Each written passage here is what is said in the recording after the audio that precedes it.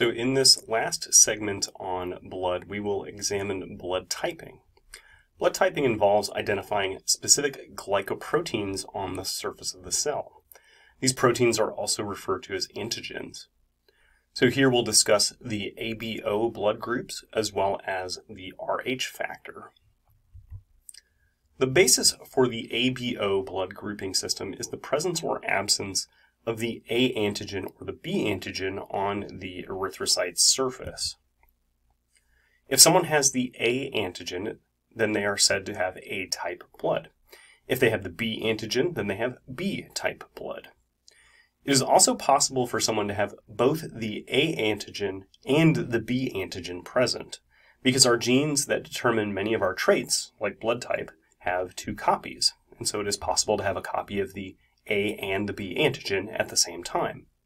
So therefore, if the individual has the A and the B antigens on their erythrocytes, then they are said to have the AB blood type. And finally, if they lack the A antigen and they also lack the B antigen, then they are said to have type O blood. We'll see that the body also protects itself against foreign blood types. So those with A-type blood have preformed anti-B antibodies in their plasma. This means that if someone with type A blood received a transfusion of B-type blood, a transfusion reaction would occur.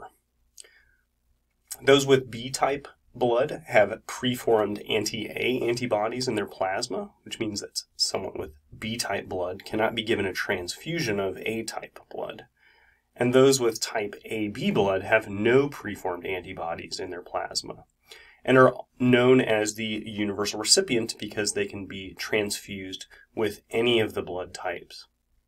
Someone with type O blood has both preformed anti-A and preformed anti-B antibodies in their plasma. So this means that they can only receive type O blood during transfusions. However, type O blood can be donated to any other blood type, making the type O blood individuals the universal donors.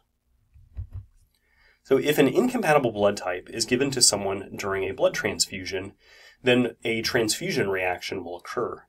And these transfusion reactions are actually immune reactions that destroy the incompatible blood. Mismatched blood types will be clumped together, which is a process that's called agglutination, and the blood will be destroyed or lysed by the immune system. The danger is that mismatched blood types causes the agglutinated blood to clog small blood vessels, which could potentially deprive tissues of essential oxygen and nutrients. So these images in this diagram show the clumping or the agglutination that occurs when mismatched blood is transfused. So type A blood will clump in the presence of anti-A antibodies, while type B blood will clump in the presence of anti-B antibodies. So notice that type O, which is on the bottom of the diagram, does not clump in the presence of either anti-A or anti-B antibodies because it lacks the A or the B antigens, and so because it lacks those antigens, it does not clump. The clumping of blood when exposed to its specific antibodies is also what allows us to identify blood types in the laboratory. So individuals with type A blood have anti-B antibodies in their blood plasma, so that is why type A blood individuals cannot receive B-type blood during a transfusion, because B-type blood will be clumped together by the anti-B antibodies that's present in their blood plasma. Likewise, type B individuals have anti-A antibodies in their blood plasma, and this is why they can only receive type B blood during blood transfusions. But notice that both type A and type B can also receive type O blood as well, because type O blood lacks the A and the B antigens. So those with type AB blood do not have anti-A or anti-B antibodies in their plasma. And this is why they are the universal recipient, because they can receive A-type blood, B-type blood, AB-type blood, or O-type blood during transfusions. And finally, those with O-type blood can only receive blood from other O-type individuals. They are called the universal donor because they can donate their blood to any of the other blood types. However, as I mentioned earlier, they have both the anti-A and the anti-B antibodies in their plasma, which means that they cannot receive a transfusion of A, B, or AB blood types. The Rh factor is just another type of antigen on the surface of the erythrocyte. An individual is said to be Rh positive if the Rh factor is present. However, someone is Rh negative when the Rh factor is absent on the surface of their erythrocyte. So, for instance, someone who is A negative has the A antigen but lacks the Rh antigen. Meanwhile, someone who is A positive has both the A antigen and the Rh antigen on the surface of their erythrocyte. Anti-Rh antibodies, so for those who are Rh negative, are only formed after the first exposure to Rh positive blood. Looking at the distribution of blood types, we see that O and A blood types are the most common. In particular, O positive, which represents roughly 38 out of 100 people, and A positive, which represents roughly 34 out of 100 people, are extremely common blood types. The AB blood types are the least common, with AB negative being the rarest blood type, with roughly 1 out of every 100 people having this particular type of blood.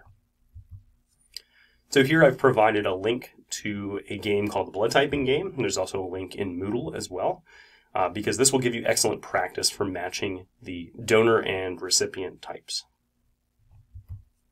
So this graphic here breaks down the blood type by donor and recipient. So for each blood type, it shows who that individual can give blood to and who they can receive blood from. The first asterisk indicates the universal recipient, which is AB positive. They are the universal recipient because they can receive blood transfusions from every other blood type. The second asterisk indicates the universal donor, which is O negative. This blood type can be donated to any other blood type without a transfusion reaction occurring. One of the reasons why understanding the Rh antibodies and the creation of Rh antibodies after the first exposure is because of a condition that is known as erythroblastosis fetalis. And this is also referred to as hemolytic disease of the newborn. This is a transfusion reaction that occurs when an Rh negative mother is carrying an Rh positive fetus. So recall that someone with Rh negative blood will develop anti-Rh antibodies only after their first exposure to Rh positive blood. Before that exposure, they do not have preformed anti-Rh antibodies in their plasma. So let's assume that we're examining a mother who is Rh negative and they are carrying an Rh positive fetus. So during the first pregnancy, again assuming that the fetus is Rh positive, the mother will become exposed to the fetal Rh positive blood during delivery. And in doing so, she will produce anti-Rh antibodies against that Rh antigen. So if she becomes pregnant a second time, and assuming that the fetus is also again Rh positive, then the anti-Rh antibodies have the ability to cross the placenta into the fetal blood and cause that fetal blood to clump. So it's basically just a transfusion reaction across the placenta. A drug called RhoGAM will prevent the Rh immunization or sensitization in the mother, so that is, it will prevent the formation of anti-Rh antibodies in her blood. So in this diagram, we see that the Rh positive fetal blood crossing the placenta will enter the mother's bloodstream, which is going to usually occur during birth of the first Rh positive baby, because breaking of the placenta during childbirth will cause the mixing of maternal and fetal blood. So again, assuming that the mother is Rh negative and the fetus is Rh positive, this will cause the mother to develop anti-Rh antibodies, assuming that that is her first exposure to Rh positive blood. If she were to become pregnant again during this second pregnancy, the mother's anti-Rh antibodies have the ability to cross the placenta into the fetal blood and can cause clumping or agglutination of the Rh positive fetal blood, leading to erythroblastosis fetalis, or hemolytic disease of the newborn. Again, this is also assuming that the second fetus has an Rh positive blood type. So the drug RhoGAM, as I mentioned in the previous slide, can be administered during the first pregnancy in order to prevent the mother from developing those anti-Rh antibodies.